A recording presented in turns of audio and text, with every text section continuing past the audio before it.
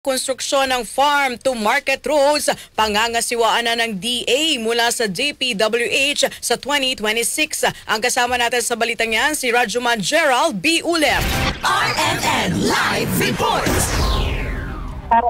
Na matututukan ang mga aksyon sa kabuhayan sa agrikultura at masigurong bawat matatapos na kilometro ay suportat sa komunidad ng pangangasiwaan ng Department of Agriculture ang konstruksyon ng farm to market road mula sa Department of Public Works and Highways simula sa susunod na taon.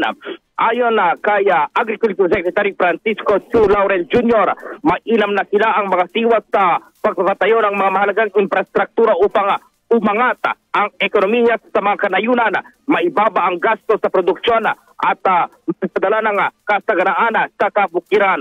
Una rito nagpulong sila Agriculture Secretary Francisco Chu Laurel Jr. at Public Works Secretary Bill Season para i-review itong mga audits ng mga nakalipas na farm to market road projects na inaalap kung mayroong mga nakompromiso. Nalakay din sa kanilang pag-uusap ang mga nakapending na mga proyekto ngayong 2025 at iminungtahi ng DPWH na kumpletuhin na ang mga ito sa ilalim ng catch-up plan. Ang 2025 catch-up plan naman ang magsisilbing blueprint o basehan kung paano pangasiwa ng DA ang mga proyektong kalsada sa susunod na taon. Kaugnay nito naghahanda ng DA para sa DPWH turnover sa susunod na taon, kasunod na rin ng direktiba ni Pangulong Ferdinand Marcos Jr. na bilisang tapusin ang infrastruktura sa tamang halaga.